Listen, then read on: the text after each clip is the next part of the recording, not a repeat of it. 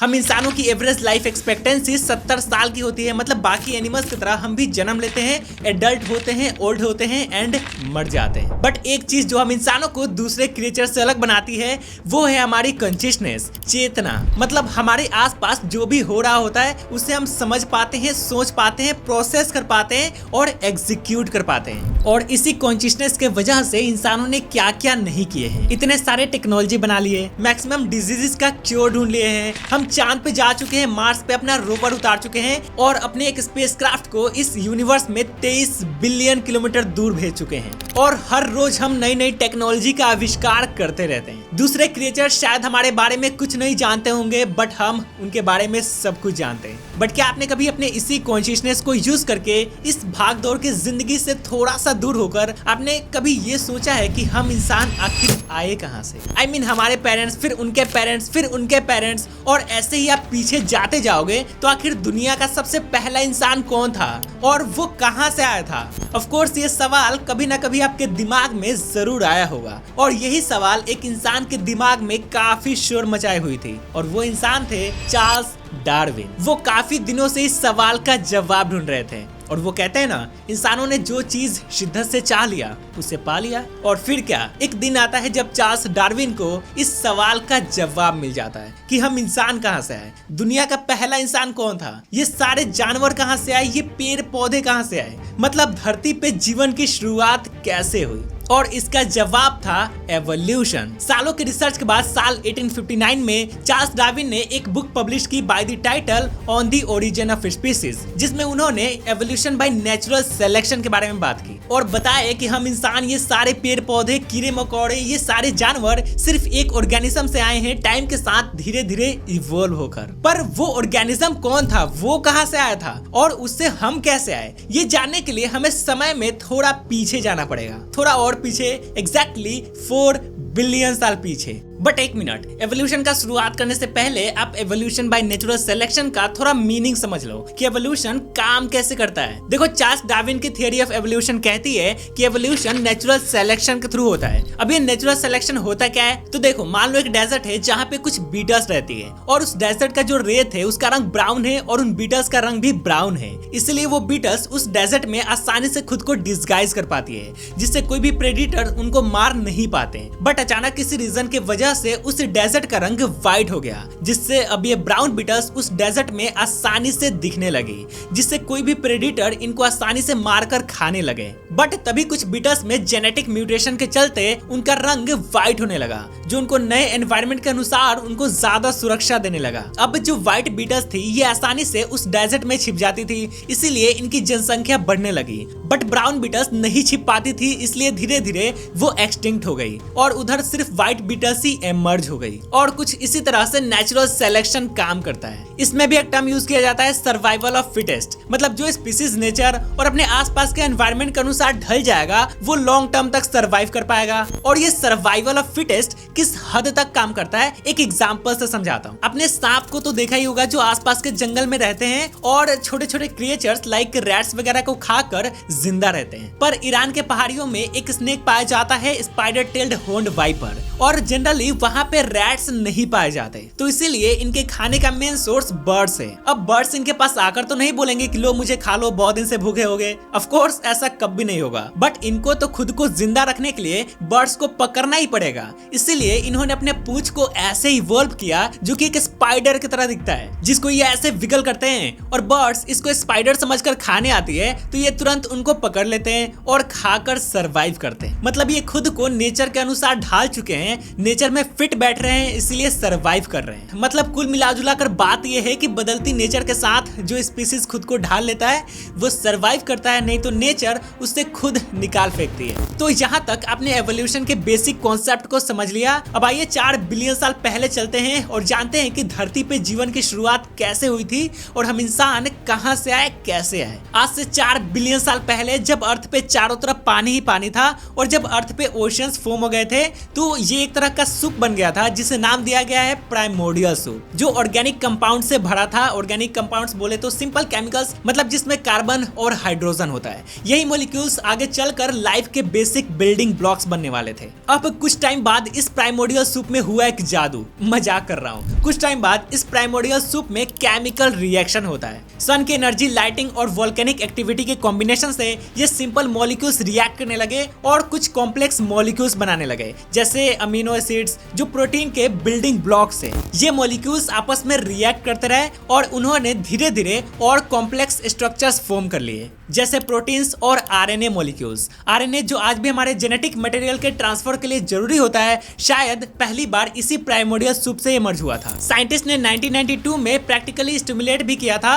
कि अर्थ के early conditions में लाइफ के बेसिक कंपोनेंट्स कैसे बने थे। इसे मिलर उरे एक्सपेरिमेंट कहते हैं। अब जो मैंने अभी प्राइमोर्डियल सूप के बारे में बताया, तो इसी प्राइमोर्डियल सूप में कुछ मॉलिक्यूल्स ऐसे इमर्ज हुए थे जो खुद की कॉपी बना सकते थे। ये मॉलिक्यूल्स रिप्रोडक्शन के जैसे नहीं थे जैसे आज हम लिविंग ऑर्गेनिज्म में देखते हैं। प्राइमोर्डियल सूप में ये बस उस टाइम में खुद के जैसे और मॉलिक्यूल्स बना लेते थे। ये मॉलिक्यूल्स सेल्फ रेप्लिकेटिंग मॉलिक्यूल्स कहलाते हैं और इन्होंने एक बहुत ही इंपॉर्टेंट रोल प्ले किया प्रोटोलाइफ के फॉर्मेशन में। प्रोटोलाइफ बोले तो प्रारंभिक जीवन के फॉर्मेशन में आरएनए मॉलिक्यूल्स ने ये काम शायद सबसे पहले किया होगा। जब एक मॉलिक्यूल अपनी कॉपी बनाता है तो इसका मतलब है कि वो इंफॉर्मेशन को पास कर सकता है और ये एक बेसिक कैरेक्टरिस्टिक है जिंदगी का। फिर ये आरएनए मॉलिक्यूल छोटे छोटे कंपार्टमेंट्स में इकट्ठा होने लगे जो फैटी एसिड्स के लेयर से बने थे। इन्हें हम प्रिमिटिव सेल्स लाइक स्ट्रक्चर कह सकते हैं। इन कंपार्टमेंट्स ने मॉलिक्यूल्स को एक साथ रखने में हेल्प किया, जहां वो और इंटरैक्ट करके और कॉम्प्लेक्स बनने लगे। ये सेल्स जैसे कंपार्टमेंट साबुन के बबल जैसे ओशियन में फ्लोट करते थे और यही प्रिमिटिव सेल्स प्रोटोलाइफ के शुरुआत की पहली स्टेज थी। फिर धीरे धीरे इन प्रिमिटिव सेल्स ने कुछ नए फीचर्स एक्वायर किए,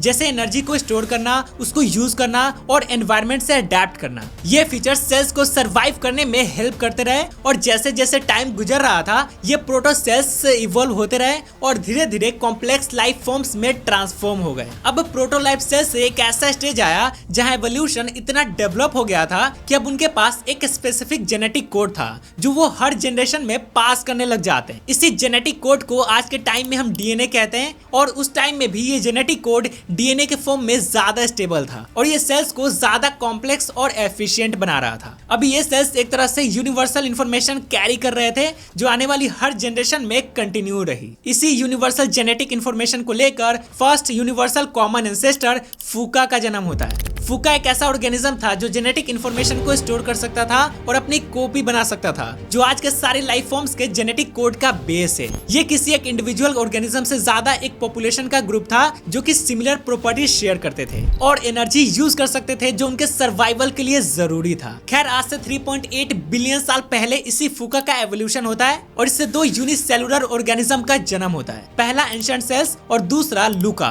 that is last universal common ancestor. FUCA से जो फर्स्ट एंशिएंट सेल्स इवॉल्व हुए थे ये बहुत ही जल्द एक्सटिंक्ट हो जाते हैं एंड इसके पीछे रीजन ये था कि ये सिर्फ हार्श कंडीशन में ही इवॉल्व हो सकते थे और इनका स्ट्रक्चर बहुत ही सिंपल था और इनमें कॉम्प्लेक्स रिलेशनशिप्स बनाने की एबिलिटी नहीं थी जैसे कि मॉडर्न सेल्स में होती है और ये कंडीशंस को अडेप्ट भी नहीं कर सकते थे। एंड आपको याद ही होगा कि मैंने शुरू में बताया था कि सरवाइव वही कर पाएगा जो कंडीशन में ढल पाएगा। ये ढल नहीं पाए और एक्सटिंक्ट हो गए।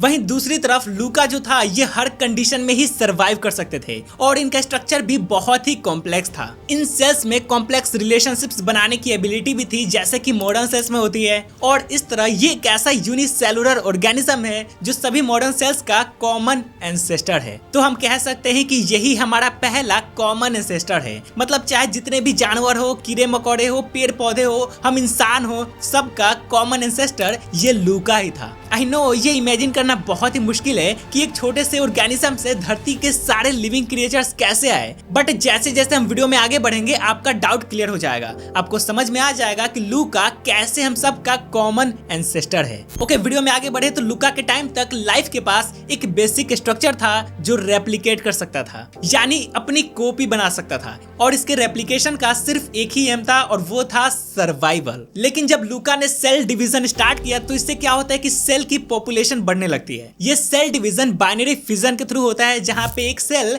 दो सिंपल आइडेंटिकल सेल में डिवाइड हो जाते हैं। ये डिवीजन का प्रोसेस बहुत ही जरूरी था, क्योंकि ये नए जनरेशन को नए एनवायरनमेंट में एडजस्ट करने का मौका देता था। एंड जब नए नए सेल्स नए एनवायरनमेंट में सरवाइव करने लगे तो उनमें जेनेटिक म्यूटेशन होने लगी, जो एवोल्यूशन का कोर मैकेनिज्म है। अब मैंने जेनेटिक म्यूटेशन को एवोल्यूशन का कोर मैकेनिज्म क्यों कहा, पहले आप इसे समझ लो। देखो, हर स्पीसीज के हर क्रिएचर में जेनेटिक म्यूटेशन होती रहती है, और उस जेनेटिक म्यूटेशन होने के चलते उस स्पीसीज के बॉडी में छोटी छोटी चेंजेस आती रहती है। एंड अगर वही चेंजेस आने के बाद अगर वो क्रिएचर अपने आसपास के एनवायरनमेंट में फिट बैठ जाता है, फिर तो सरवाइव करेगा, और अगर नहीं फिट बैठ पाता है फिर एक्सटिंक्ट हो जाएगा। यहाँ पे आप वो बीटल वाला एग्जांपल इमेजिन कर सकते हो जो मैंने शुरू में दिया था। खैर, अपने टॉपिक पे वापस आए तो लूका के सेल डिवीजन के बाद जब इनके नए नए सेल्स अलग अलग एनवायरनमेंट में सरवाइव करने लगे, तब उनमें दो अलग ग्रुप्स इवॉल्व होने लगी, एंड वो थे बैक्टीरिया एंड आर्किया। ये दोनों एक ही एंसेस्टर से आए थे, बट उनका एवोल्यूशन अलग अलग डायरेक्शन में होता है। बैक्टीरिया का एवोल्यूशन सिंपल स्ट्रक्चर के साथ हुआ। इनके सेल में कोई न्यूक्लियस नहीं था। न्यूक्लियस बेसिकली सेल का वो पार्ट होता है जहाँ पे हेरिडेटरी इंफॉर्मेशन स्टोर होती है और जो अगले जनरेशन में पास आउट होती है। तो यही न्यूक्लियस बैक्टीरिया में नहीं था, पर ये बैक्टीरिया सिंपल एनवायरनमेंट में भी सरवाइव कर सकते थे, जैसे सोयल, वाटर और इवन एक्सट्रीम टेम्परेचर में भी। और ये जो आर्किया था, ये बैक्टीरिया के कंपैरिजन में एक्सट्रीम कंडीशंस में भी सरवाइव करना सीख लेता है, जैसे डीप सी और हाईली एसिडिक और सॉल्टी रीजन में। इनका सेल मेम्ब्रेन बैक्टीरिया से थोड़ा अलग था, जो इनको ऐसे हार्श कंडीशन में स्टेबिलिटी देता था। आर्किया के अंदर कुछ मेटाबॉलिक पाथवेज बैक्टीरिया से अलग डेवलप हुए, जिससे ये लाइफ के सर्वाइवल के लिए कुछ नए आइडियाज को एक्सप्लोर कर पाते हैं। इसके बाद आज से करीब 1.6 to 2.1 बिलियन साल पहले जब आर्किया और बैक्टीरिया अपने रिस्पेक्टिव एनवायरनमेंट में थ्राइव कर रहे थे, तब एक और इवोल्यूशनरी लीप आया, यूकैरियोट्स का एवोल्यूशन। ये एवोल्यूशन एक तरह से सिम्बायोसिस का रिजल्ट था। सिम्बायोसिस बेसिकली एक बायोलॉजिकल प्रोसेस है, जहां एक ऑर्गेनिज्म दूसरे ऑर्गेनिज्म के अंदर रहता है और दोनों एक दूसरे के साथ मिलकर फायदा उठाते हैं। और इसी प्रोसेस के थ्रू ये जो बैक्टीरिया था, ये सेल के अंदर जाकर होस्ट सेल को एनर्जी बनाना सिखाना स्टार्ट कर देता है, जिससे आगे चलकर माइटोकॉन्ड्रिया बनता है। ये प्रोसेस बिलियंस ऑफ ईयर्स पहले स्टार्ट हुआ था, और इसी प्रोसेस को एंडोसिम्बायोसिस भी कहते हैं। तो जब एंडोसिम्बायोसिस के वजह से यूनिसेलुलर ऑर्गेनिज्म का एवोल्यूशन हुआ, और जब ये एवोल्यूशन आगे बढ़ा, तब कुछ ऑर्गेनिजम्स ने एक नए स्ट्रक्चर को डेवलप करना स्टार्ट कर दिया, वर्टिब्रल कॉलम यानी रीढ़ की हड्डी। वर्टिब्रल कॉलम का डेवलपमेंट असल में एक बहुत बड़ा इवोल्यूशनरी जंप था, जिससे वर्टिब्रेट्स मतलब जिन जानवर की बैकबोन होती है वो इवॉल्व हुए। क्योंकि पहले जो ऑर्गेनिज्म थे वो सिंपल और सॉफ्ट बॉडीड थे, जैसे वर्म लाइक क्रिएचर, लेकिन धीरे धीरे उनमें एक सपोर्ट सिस्टम डेवलप होने लगा। एक थ्योरी कहती है कि पहले कुछ ऑर्गेनिजम्स ने नोटोकोड डेवलप किया, जो कि एक फ्लेक्सिबल रॉड जैसा स्ट्रक्चर था। ये नोटोकोड उन्हें सपोर्ट और स्टेबिलिटी देता था, और बाद में यही नोटोकोड वर्टिब्रल कॉलम में कन्वर्ट होने लगा। वर्टिब्रल कॉलम ने जानवरों को एक एडवांटेज दिया, ज्यादा स्टेबिलिटी और मोबिलिटी का, जिससे वो नए एनवायरनमेंट्स में अडेप्ट कर सके। ऐसे ऑर्गेनिजम्स को हम प्रोटोफिश कह सकते हैं। टाइम में थोड़ा आगे चले तो प्रोटोफिश से ही आगे चलकर पहली प्रॉपर फिश भी इवॉल्व होती है। ये प्रोटोफिश वैसे तो सिंपल क्रिएचर्स थे, पर उनमें कुछ जरूरी एडेप्टेशंस हो रहे थे, जो टाइम के साथ उन्हें फिश बनाने वाले थे। तो जैसे ही वर्टिब्रल कॉलम डेवलप हुआ, इन फिश में मसल को अटैच करने के लिए एक स्ट्रॉन्ग बेस मिल गया, जिससे वो पानी में इजीली मूव कर सकते थे। इसी टाइम इनमें धीरे धीरे फिन्स डेवलप होने लगे, जो एनवायरनमेंट और कंट्रोल के लिए बहुत जरूरी था। और इस तरह सबसे पहली प्रॉपर फिश इवॉल्व होती है, जिसे एग्नाथा या जॉलेस फिश कहते हैं। ये प्रिमिटिव फिश थे जिनमें जॉज नहीं होते थे, यानी पहली फिश को जबड़ा नहीं थे, लेकिन वर्टिब्रल कॉलम और फिन्स की वजह से ये पानी में एफिशिएंटली स्विम कर सकते थे। लेकिन 538 मिलियन साल पहले होता है कैम्ब्रियन एक्सप्लोजन। कैम्ब्रियन एक्सप्लोजन एक जियोलॉजिकल पीरियड है जो आज से 538 मिलियन साल पहले स्टार्ट हुआ था, और इसी पीरियड में लाइफ फॉर्म्स में बहुत तेजी से डाइवर्सिफिकेशन हुई। इस दौरान जमीन पे पहली बार बहुत सारे फाइला अपीयर हो गए, मतलब बहुत सारे नए और कॉम्प्लेक्स ऑर्गेनिजम्स एवोल्यूशन के चलते अचानक से इमर्ज हो गए। और शायद इसी वजह से एग्नाथा जो जॉलेस फिश थी, उसके जबड़े आने शुरू हो जाते हैं। एक थियरी ये भी कहती है कि कुछ अननोन स्पीसीज एग्नाथा फिश को मारकर खाने लगे थे, इसी वजह से इसके जबड़े आने लगे। तो जब इनके जबड़े आ गए तो ये मछलियां अपने एनवायरनमेंट में बेटर तरीके से हंट करने लगी और अपनी डाइट को डाइवर्सिफाई कर पाई। अब जॉलेस फिश के बाद आज से 440 मिलियन साल पहले डिवोनियन पीरियड में प्लैकोडम्स नाम की एक फिश इवॉल्व हुई, जिनके पास जॉज थे, और ये जॉज वाले वर्टिब्रेट्स ज्यादा पावरफुल और एडेप्टेबल थे, जो कुछ ऐसे दिखते थे। प्लैकोडर्म्स फिश आगे चलकर 6 और स्पीसीज में इवॉल्व हो जाती है। एकेंथोथोरासी, रिनानाइड, एंटियार्की, पेटलिकथाइडाई, टिक्टोडोंटिडा और आर्थोडिडा। इनके 6 स्पीसीज में कुछ प्लैकोडर्म्स का साइज बस कुछ इंचेस तक होता था, जबकि कुछ जायंट प्लैकोडर्म्स 20 फीट तक बड़े होते थे। अब इनमें से आर्थोडिडा ग्रुप सबसे ज्यादा कॉमन था। इनकी बॉडी स्ट्रक्चर भी काफी स्ट्रॉन्ग होता था और इनके जबड़े भी काफी पावरफुल होते थे। आर्थोडिडा में डंकलियोस्टियस एक फेमस स्पीसीज था जो अपने बड़े जबड़े और साइज के लिए फेमस था। इनका नॉर्मल साइज भी 11 से 13 फुट तक होता था। तो आगे क्या होता है कि ये डंकलियोस्टियस जो साइज में काफी बड़े थे, ये अपने से कमजोर या यूं कह लो छोटे फिश को मारकर खाने लगे। इनसे बचने के लिए प्लैकोडर्म फिश के जो छोटे स्पीसीज के फिश थे वो समंदर के सरफेस पे जाकर छिप जाते थे। बट एक बार जमीन से लगने के बाद ये जल्दी मूव नहीं हो पाते थे, इसलिए टाइम के साथ इनके फिन्स के अलावा 2 और फिन्स इवॉल्व हुए, जिससे ये इजीली सरफेस पे चल पाते थे, मतलब मूव कर पाते थे।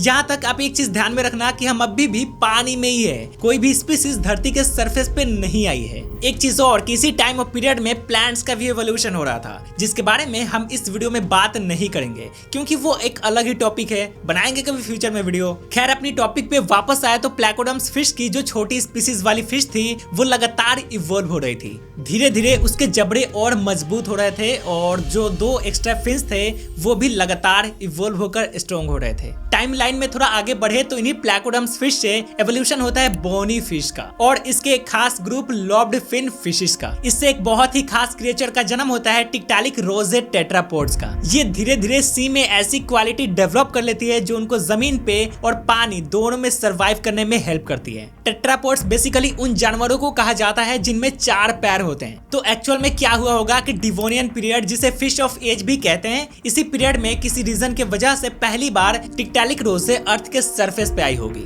अब इनका जो स्कल था वो ऐसा था कि वो बाइट करके भी खा सकती थी, इसलिए ये जमीन पे भी अपने खाने का सोर्स ढूंढकर सरवाइव करने लगी होगी। यहाँ पे एक चीज ध्यान रखना कि एवोल्यूशन एक ऐसा प्रोसेस है जो हर पॉसिबल डायरेक्शन में चलता है, किसी एक डायरेक्शन में नहीं चलता। बट चूंकि इस वीडियो में हम इंसानों के एवोल्यूशन के बारे में बात कर रहे हैं, इसलिए मैं सिर्फ उन्हीं स्पीसीज को लेकर चल रहा हूँ जिनसे आगे चलकर इंसान आएंगे। वैसे एवोल्यूशन हर पॉसिबल डायरेक्शन में होता है। इसका एक बहुत ही अच्छा एग्जांपल है व्हेल्स और डॉल्फिन्स, क्योंकि ये पानी में रहने के बावजूद भी हमारे तरह लंग से सांस लेती है, जबकि आपको पता ही होगा कि फिश गिल्स से सांस लेती है। इससे ये पता चलता है कि डॉल्फिन, व्हेल्स और हम इंसानों का कोई कॉमन एंसेस्टर रहा होगा जो जमीन पे रहता होगा, और उन्हीं कॉमन एंसेस्टर्स के कुछ स्पीसीज सी में चल गए होंगे और कुछ जमीन पे रह गए होंगे, जिससे आगे का एवोल्यूशन हुआ। खैर, टिक्टालिक रोजे पे वापस आए तो टिक्टालिक रोजे जब पहली बार जमीन पे आई तो वो ठीक से चल नहीं पा रही थी। वो अपने फिन्स को यूज करके घिस घिस के चलती थी, पर इस प्रोसेस में उसने धीरे धीरे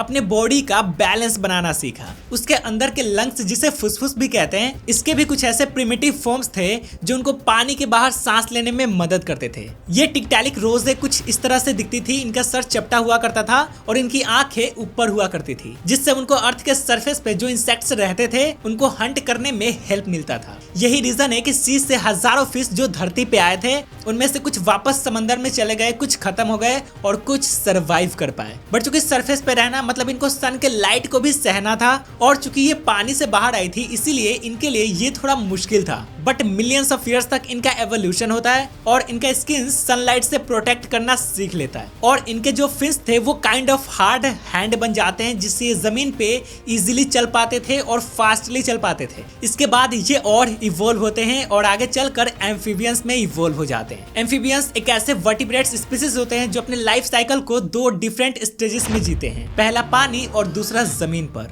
जैसे फ्रॉग्स, सैलामेंडर जैसे जीव। अब एम्फीबियन में एवोल्यूशन होने के बाद उनके बच्चे होते हैं और उन बच्चों से एवोल्यूशन होता है, जिससे टर्टल, सांप, लिजर्ड, क्रोकोडाइल जैसे रेप्टाइल्स सामने आते हैं। इन्हीं रेप्टाइल्स का एक स्पीसीज होता है आर्कोसोरस, जो कुछ ऐसा दिखता था, और इसी रेप्टाइल का एवोल्यूशन हुआ जो बाद में चलकर डायनासोर बन जाते हैं। तो डायनासोर्स का एवोल्यूशन और एक्सटिंक्शन अपने आप में ही एक पूरी स्टोरी है जिसको हम किसी और वीडियो में कवर करेंगे। डायनासोर से आगे बढ़े तो डायनासोर के एक्सटिंक्शन के बाद एक पीरियड शुरू हुआ जिसे सिनोजोइक एरा कहा जाता है, जो आज से करीब 65 मिलियन साल पहले शुरू हुआ था। था। तो जब एस्टेरॉयड इंपैक्ट हुआ और दुनिया का क्लाइमेट ड्रास्टिकली चेंज हो गया तो ना सिर्फ डायनासोर्स बल्कि कई दूसरी स्पीसीज भी एक्सटिंक्ट हो गई। इस इवेंट के बाद जो नई स्पीसीज बची रही उन्होंने नए एनवायरनमेंट को अडेप्ट किया और उनका एवोल्यूशन नए तरीके से हुआ। इस एक्सटेंशन के बाद जो मेजर ग्रुप्स का एवोल्यूशन हुआ उनमें मैमल्स का रैपिड ग्रोथ हुआ, जैसे मल्टी ट्यूबरक्यूलेट्स पैलियोसिन इपोक, जो पहले से ही छोटे और अंडरग्राउंड रहने वाले मैमल्स थे, पर जैसे ही डायनासोर्स का एक्सटेंशन हुआ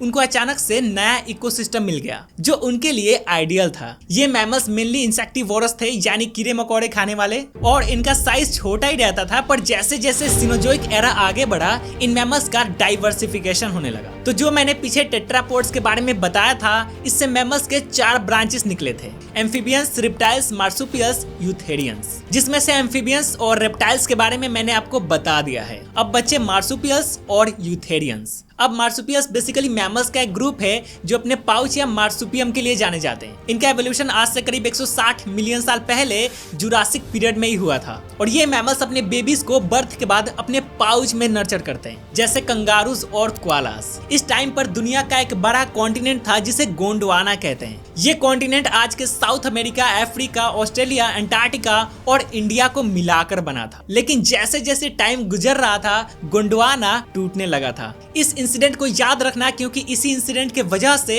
अर्ली ह्यूमंस भी बच पाए थे। आगे चलकर जब गोंडवाना टूटने लगता है तब साउथ अमेरिका और ऑस्ट्रेलिया टूटकर नए कॉन्टिनेंट बन गए। इस सेपरेशन से मार्सुपियल्स दोनों ही कॉन्टिनेंट में अलग अलग तरीके से इवॉल्व हुए। जैसे साउथ अमेरिका के साइड वाले मार्सुपियल्स वहां के जानवर से कॉम्पीट नहीं कर पाए तो मैक्सिमम एक्सटिंक्ट हो गए और कुछ बचकर वर्जीनिया ओपोसम में इवॉल्व हो गए। दूसरी तरफ ऑस्ट्रेलिया में कंडीशन थोड़ी अलग थी। जब ये कॉन्टिनेंट बिल्कुल अलग हो गया तो वहाँ मार्सुपियल्स का कोई कंपटीशन नहीं था, जिसके वजह से इनका एवोल्यूशन कैंगारूज, कोआलास, वुम्बैट्स और टास्मेनियन डेविल जैसे स्पीसीज में हुआ। टेट्रापोड्स का 4th ब्रांच है यूथेरियंस। यूथेरियंस उन मैमल्स को कहा जाता है जो प्लेसेंटा का यूज करके अपने बेबीज को वुम के अंदर पूरा डेवलप करते हैं, जैसे हम ह्यूमंस, गाय, घोड़े। अब इस यूथेरियंस का एवोल्यूशन होता है और इस ब्रांच से वेल्स, बैट्स, हर्बीवोरस मैमल्स जैसे हॉर्स, एलिफेंट्स और रोडेंट्स का भी एवोल्यूशन हुआ। लेकिन आप ये सोच रहे होंगे कि भाई हम इंसान कहाँ हैं अभी तक? तो देखो, लगभग 65 मिलियन साल पहले जब डायनासोर्स खत्म हो गए थे तो कुछ छोटे मैमल्स जैसे प्लेसिया डार्पिफॉर्म्स, एडापिफॉर्म्स ये मेनली रात में एक्टिव रहते थे। बट डायनासोर्स के खत्म हो जाने के बाद इन्होंने नए एनवायरनमेंट में अडेप्ट करना शुरू किया। ये मैमल्स जंगल में पेड़ों पे रहते थे और इनसे ही सबसे पहले प्राइमेट्स इवॉल्व हुए। प्राइमेट्स का मतलब है कि वो छोटे एनिमल्स जो ट्री पे रहते थे, उनके हाथ पैर बहुत फ्लेक्सिबल होते थे और उनका विजन अच्छा होता था और वो पेड़ों पे आराम से चल फिर सकते थे। फिर इन्हीं से आगे चलकर 2 और बड़े प्राइमेट ग्रुप्स इवॉल्व होते हैं, प्रोसिमियंस जैसे लीमर्स और एंथ्रोपॉइड्स जिसमें मंकी और एप्स आते हैं। और इंटरेस्टिंग बात यह है कि इन्हीं एंथ्रोपॉइड्स से हम ह्यूमंस भी इवॉल्व हुए हैं। आगे आपको पता चलेगा कैसे। खैर, यहाँ से कहानी थोड़ी और इंटरेस्टिंग हो जाती है। एंथ्रोपॉइड्स में से कुछ प्राइमेट्स ने अपने अलग तरीके से एडेप्टेशन शुरू किया, जो आगे चलकर ओल्ड वर्ल्ड मंकी और न्यू वर्ल्ड मंकी में डिवाइड हो जाते हैं। एशिया और अफ्रीका के मंकीज को ओल्ड वर्ल्ड मंकी बोला गया है और साउथ अमेरिका के मंकीज को न्यू वर्ल्ड मंकी बोला गया है। तो जो चीज इंसानों के एंसेस्टर से जुड़े हैं वो है ओल्ड वर्ल्ड मंकीज। हुआ क्या कि आगे चलकर ओल्ड वर्ल्ड मंकीज का एवोल्यूशन होता है और ये एप्स में इवॉल्व हो जाते हैं। अब आप सोच रहे होंगे कि अब ये एप्स क्या होते हैं? तो देखो, वो बड़े प्राइमेट जो ज्यादा पावरफुल थे, ज्यादा इंटेलिजेंट थे, उनका ब्रेन साइज बड़ा था और जिनके पास टेल यानी पूंछ नहीं होती थी, इन्हें ही एप्स कहा जाता है। अब आप सोच रहे होंगे कि इनकी पूंछ अचानक गायब कैसे हो गया? तो इनके पूंछ का गायब होने का वजह असल में एक जीन था जिसका नाम है TBXT। तो इस ग्रुप में गोरिल्लास, चिंपैंजीज, बोनोबोस और ओरंगुटन आते हैं जिनकी पूंछ नहीं होती है और ये सारे हमारे एंसेस्टर्स भी है। अब इन एप्स का एवोल्यूशन हुआ करीब 25 मिलियन साल पहले अफ्रीका में। इस टाइम ऑफ पीरियड को मियोसिन पीरियड कहते हैं और उस टाइम अफ्रीका में बड़े बड़े ट्रीज हुआ करते थे और बहुत घना जंगल हुआ करता था जिससे सूरज की रोशनी जमीन तक भी नहीं पहुंच पाती थी। बट लगभग 23 मिलियन से 5 मिलियन साल पहले टेक्टोनिक प्लेट मूव करते करते इंडियन सबकॉन्टिनेंट और एशियन प्लेट से कोलाइड कर जाते हैं, जिसके वजह से हिमालयास और टिबेटन प्लेट्यू बनता है और इसी मियोसिन पीरियड में एंडीज माउंटेन भी बनता है। ये माउंटेन बनने के चलते ग्लोबल विंड पैटर्न्स और ओशन करंट में चेंजेस आते हैं। हिमालयास जैसे बड़े माउंटेन्स ने मॉनसून पैटर्न को इम्पैक्ट किया और ये इम्पैक्ट पूरे दुनिया के क्लाइमेट पे देखा गया। जहाँ टेक्टोनिक प्लेट के टकराने से पहले अर्थ का टेम्परेचर बहुत ज्यादा था, वो अब धीरे धीरे 20 से 25 डिग्री सेल्सियस तक कम हो गया था, जिसके वजह से ये प्राइमेट्स के सर्वाइवल के लिए सही कंडीशन बन गया था। और इसी टाइम ऑफ पीरियड में CO2 वगैरह भी कम हो रहे थे, जिससे ग्रीन हाउस इफेक्ट रिड्यूस होने लगा, जिससे ओवरऑल अर्थ का टेम्परेचर ठंडा होने लगा। अब ठंडा और सूखा क्लाइमेट होने की वजह से जो बड़े बड़े घने फॉरेस्ट थे वो अब कम होते गए और उनकी जगह ग्रासलैंड्स और सूखी जमीन ने ले ली। क्लाइमेट चेंज होने की वजह से जो ट्रीज थे अब वो छोटे हो गए थे, जिससे क्या होता है कि कुछ प्राइमेट्स को अब जमीन पे भी आना पड़ता है, जिसके बाद धीरे धीरे कुछ एप्स ने ज्यादा टाइम तक जमीन पे गुजारना शुरू कर दिया। इन्हीं को होमिनिन्स कहा जाता है, क्योंकि ये एक ऐसा क्रिएचर थे जिसमें ह्यूमन और एप्स दोनों के कैरेक्टरिस्टिक थे। मतलब कुछ कैरेक्टरिस्टिक तो इंसानों जैसा था और कुछ एप जैसा, और ये थोड़े बाइपेडल भी थे, मतलब दो पैरों पे भी कभी कभी चलते थे। लेकिन अभी भी उनके कुछ कैरेक्टरिस्टिक्स एप और मंकी जैसे ही थे। एप्स के ग्रुप से जो हमारे पहले एंसेस्टर इवॉल्व हुए वो होमिनिन ऑस्ट्रेलोपिथेकस थे, जो 4 मिलियन साल पहले अफ्रीका में रहते थे और ये कमिटेड बाइपेडल थे,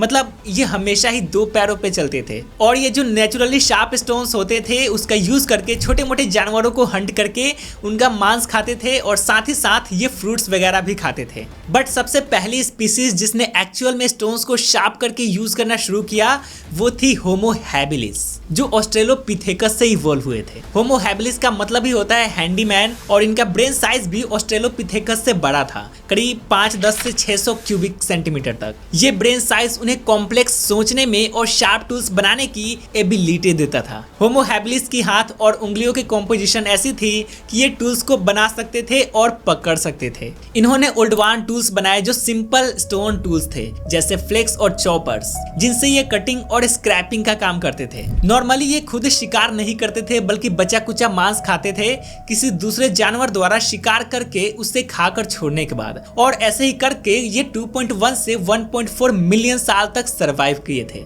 टाइम में आगे बढ़े तो होमो हैबिलिस का एवोल्यूशन होता है और इससे एक न्यू स्पीसीज आती है होमो इरेक्टस, जो कुछ ऐसे दिखते थे। इसका टाइम पीरियड 1.9 मिलियन टू 1,10,000 साल तक था। वैसे ये अभी भी डिबेटेबल है कि होमो इरेक्टस होमो हैबिलिस से इवॉल्व हुए या ये दोनों ही किसी एक कॉमन एंसेस्टर से इवॉल्व हुए थे, क्योंकि फॉसिल एविडेंस से पता चलता है कि ये दोनों स्पीसीज लगभग आधा मिलियन साल तक ईस्ट अफ्रीका में साथ साथ जीते थे। खैर, होमो इरेक्टस में कुछ ऐसे एडेप्टेशंस थे जो उनको लंबे समय तक सर्वाइव करने में हेल्पफुल रहे। इनका ब्रेन साइज काफी बड़ा था। इनका average brain size 1000 cubic centimetre से बस थोड़ा सा ही कम था, जो उनके कॉग्निटिव एबिलिटीज को एनहेंस करता था। इनका बॉडी स्ट्रक्चर भी मोर लाइक इंसानों जैसा ही था, जैसे लंबी टांगे छोटी बाहें थी, जो उन्हें ज्यादा एफिशिएंटली दो पैरों पे चलने में मदद करती थी। ये होमो इरेक्टस ज्यादा एडवांस टूल्स यूज करते थे और शायद से ये होमो इरेक्टस ही वो पहली स्पीसीज हो सकती है जिन्होंने फायर को हार्नेस किया, मतलब फायर को यूज किया। इसका सबसे पुराना और पक्का एविडेंस साउथ अफ्रीका के वंडर वॉक केव से मिला, जहाँ पे राख और हड्डी के जलाए हुए टुकड़े मिले जो लगभग 1 मिलियन साल पुराने हैं,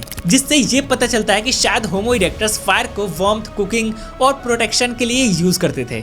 लेकिन अभी तक ये पक्का नहीं है कि उन्होंने फायर को कंट्रोल करना कैसे सीखा, क्योंकि उनके समय के फायर मेकिंग टूल या टेक्निक के डायरेक्ट एविडेंस अभी तक नहीं मिला है। यहाँ पे एक चीज और कि होमो इरेक्टस वो सबसे पहली स्पीसीज थी जो नॉर्थ ईस्टर्न अफ्रीका और मिडल ईस्ट, जो आज के टाइम में मोस्टली डेजर्ट से कवर्ड है, ये वहां से होते हुए पूरे मिडल ईस्ट और एशिया यूरोप तक पहुंचे। इस टाइम ऑफ पीरियड तक इन्होंने पत्थर से कुल्हाड़ी बनाना सीख लिए थे, जिसको शायद ही यूज करते थे जानवरों को मारने के लिए और उनके हड्डी से मीट निकालने के लिए। एंड वैसे तो होमो इरेक्टस मॉडर्न ह्यूमन से हाइट में थोड़े छोटे थे, पर काफी मस्क्यूलर थे। उनकी हिप्स ज्यादा वाइड थी और स्कल लंबा होता था। लेकिन इन सब एडवांटेजेस के बाद भी आखिर में होमो इरेक्टस भी एक्सटिंक्ट हो गए 1,08,000 साल से 1,17,000 साल तक सरवाइव करके। इनकी last known population Java Indonesia में थी। इसके बाद एवोल्यूशन सीरीज में एंट्री होती है होमो सेपियंस की, यानी आज के मॉडर्न ह्यूमंस की। आज से करीब 3 लाख साल पहले होमो इरेक्टस इवॉल्व होकर होमो सेपियंस बन जाते हैं और अब इनका ब्रेन साइज भी बढ़कर 1350 क्यूबिक सेंटीमीटर हो जाता है, मतलब पहले से काफी बड़ा हो जाता है, जिससे क्या होता है कि वो प्लानिंग और कॉम्प्लेक्स प्रॉब्लम सॉल्विंग में एक्सपर्ट हो जाते हैं। वो अपने इंटेलिजेंस से नए टूल्स बनाने लगे और कॉम्प्लेक्स सिस्टम्स को समझने लगे। इसके अलावा अर्ली ह्यूमंस मोबाइल और छोटे ग्रुप में रहते थे, मतलब ऐसे ग्रुप्स में जो परमानेंटली कहीं एक जगह सेटल नहीं होते थे, बल्कि अलग अलग प्लेसेस पे मूव करते रहते थे। और इसी रीजन के वजह से ये पूरी दुनिया में स्प्रेड भी हो पाए। धीरे धीरे इन्होंने कम्युनिकेशन भी डेवलप कर लिया और एक दूसरे से बातें भी करने लगे। और अपने इसी बड़े ब्रेन को यूज करके अपने लाइफ को बेटर बनाने के लिए छोटी छोटी चीजें सीखते गए, इन्वेंट करते गए और आज यही इंसान इतने सारे टेक्नोलॉजीज इन्वेंट कर लिए हैं और अपने दिमाग को इतना विकसित कर लिए कि आगे चलकर ये होमो सेपियंस अपने ही ओरिजिन का पता लगा लिए। और देखो ना, आज एक होमो सेपियंस अपने ही ओरिजिन के बारे में बात कर रहा है और दूसरे होमो सेपियंस यानी कि आप इसे देख रहे हो। वैसे जैसे कि मैंने पीछे वीडियो में बताया था कि एवोल्यूशन कभी एक सिंगल डायरेक्शन में नहीं होता, बल्कि ये हर पॉसिबल डायरेक्शन में होता है। और इसीलिए आप देखते होंगे कि किसी क्रिएचर के बहुत सारे स्पीसीज होते हैं। जैसे एक बटरफ्लाई को ही ले लो, इसके करेंटली 17,500 स्पीसीज है जो आज भी जिंदा है। और ऐसे ही हमारी भी 9 स्पीसीज थी, होमो हैबिलिस, होमो इरेक्टस, होमो हाइडेलबर्गिनेसिस, होमो निएंडरथल्स, होमो फ्लोरेंसिस, होमो नलेडी, होमो लुजेंसिस और होमो सेपियंस। बट इसमें से एक को छोड़कर, दैट इज होमो सेपियंस को छोड़कर, सारे किसी न किसी रीजन के वजह से मारे गए। सिर्फ हम होमो सेपियंस ही जिंदा बच पाए। हमारी जो स्पीसीज सबसे लास्ट में एक्सटिंक्ट हुई वो है होमो निएंडरथल्स, जो आज से करीब 40,000 साल पहले ही एक्सटिंक्ट हुए थे। मतलब आज से 40,000 साल पहले ये होमो निएंडरथल्स जिंदा थे, बट किसी रीजन के वजह से ये भी एक्सटिंक्ट हो गए और बच गए सिर्फ हम होमो सेपियंस। और आज हम यहाँ पे हैं। वैसे मैं ये मानता हूँ कि कुछ लोगों के लिए इमेजिन करना ये बहुत ही मुश्किल होगा कि कैसे प्राइमोर्डियल सूप से फूका, लूका, prokaryotes, eukaryotes, multicellular organism, bilateral worms, vertebrates, tetrapods, mammals, primates, hominins और फाइनली हम होमो सेपियंस आए। ऑफ कोर्स ये इमेजिन करना ही बहुत मुश्किल है, पर यही रियलिटी है। हालांकि इसको इमेजिन करने के लिए आप किसी भी लिविंग क्रिएचर के बर्थ प्रोसेस को ही देख सकते हो कि कैसे एक बच्चा अपने माँ के पेट में डेवलप होता है एक छोटे से स्पर्म से, और फिर जन्म होता है और बड़ा होता है और ऐसे बन जाता है। मतलब ऑफ कोर्स एवोल्यूशन ऐसे काम नहीं करती, पर इस एग्जांपल से आप विजुअलाइज कर सकते हो। वैसे यहाँ पे एक सवाल जो बहुत से लोगों द्वारा पूछा जाता है और जो लोग एवोल्यूशन को नहीं मानते वो कहते हैं कि चल ठीक है, हम बंदर और एप से इवॉल्व हुए, तो ये आज के एप्स और बंदर है, ये इंसान क्यों नहीं बन जाते? तो देखो, ह्यूमंस आज के चिंपैंजीज या दूसरे ग्रेट एप से इवॉल्व नहीं हुए, बल्कि हम और ये सब स्पीसीज एक कॉमन एंसेस्टर शेयर करते हैं और हम सब उससे इवॉल्व हुए हैं और वो कॉमन एंसेस्टर आज जिंदा नहीं है। ये कुछ ऐसा ही है जैसे अपने कजिन्स के बच्चों से पूछना कि वो तुम्हारे जैसे क्यों नहीं दिखते, बिकॉज ऑफ कोर्स यार उनका एक अपना अलग इवोल्यूशनरी पाथ है और हमारा अलग। इसके अलावा भी एक और सवाल जो लोगों के दिमाग में चलता है कि क्या अब हम इंसानों का एवोल्यूशन या सारे क्रिएचर्स का एवोल्यूशन रुक गया है? तो इसका जवाब है नहीं। एवोल्यूशन एक स्लो प्रोसेस है जो हमेशा चलता रहता है और हम में होमो सेपियंस में एवोल्यूशन हो रहा है। इसका एक सबसे अच्छा एग्जांपल हमारा स्किन कलर ही है। देखो, अफ्रीका में अर्ली ह्यूमंस के डार्क स्किन कलर होते थे जो मेलानिन से रिच थी, ताकि वो इंटेंस यूवी रेडिएशन से बच सके, क्योंकि ये यूवी रेडिएशन डीएनए को डैमेज कर सकता है। बट जैसे जैसे ह्यूमंस ने माइग्रेट करके ऐसे रीजन में जाना शुरू किए जहाँ पे यूवी एक्सपोजर कम था, यानी इक्वेटर लाइन से ऊपर की तरफ ठंडे इलाके में गए, तो उनका स्किन कलर लाइटर होने लगा, ताकि कम सनलाइट वाले एनवायरनमेंट में भी विटामिन डी का सिंथेसिस हो सके। और यार इंडिया में ही देख लो, जो लोग इक्वेटर लाइन के जितने ही ऊपर है उनका स्किन उतना ही फेयर है, और जो लोग जितना ही नीचे है उनका स्किन उतना ही ब्राउन है या डार्किश है। और ये सेम पैटर्न आप पूरे वर्ल्ड में देख सकते हो। एवोल्यूशन हो रहा है, इसका एक और बहुत ही अच्छा एग्जांपल है हर साल 18,000 न्यू स्पीसीज का डिस्कवर होना। क्योंकि हर साल इतने सारे न्यू स्पीसीज आते कहां से? ऑफ कोर्स उनमें से कई सारे अनडिस्कवर्ड होते हैं, वो डिस्कवर्ड होते हैं, पर कई सारे स्पीसीज जो लाखों सालों से इवॉल्व हो रहे होते हैं वो हर साल एक न्यू स्पीसीज में इवॉल्व हो जाते हैं। और यही रीजन है कि हर साल इतने सारे न्यू स्पीसीज का डिस्कवरी होता है। तो ये था हम इंसानों और जितने भी लिविंग थिंग्स है उनके ओरिजिन की स्टोरी। ये प्रेडिक्ट करना तो इम्पॉसिबल है कि आज के इंसान मिलियंस और बिलियंस ऑफ ईयर्स के बाद कैसे दिखेंगे, बट एक बात जरूर है कि हर इंसान, हर क्रिएचर स्पेशल है। इसलिए दूसरों के बारे में ज्यादा मत सोचो, उतना ही सोचो जितना सोचने से आपका लॉस ना हो। बाकी मजे करो लाइफ में, बिकॉज इतने सारी स्पीसीज में हम सिर्फ होमो सेपियंस ही तो है जिनके पास सोचने की एबिलिटी है। ओके, मिलते हैं किसी नेक्स्ट वीडियो में। बाय।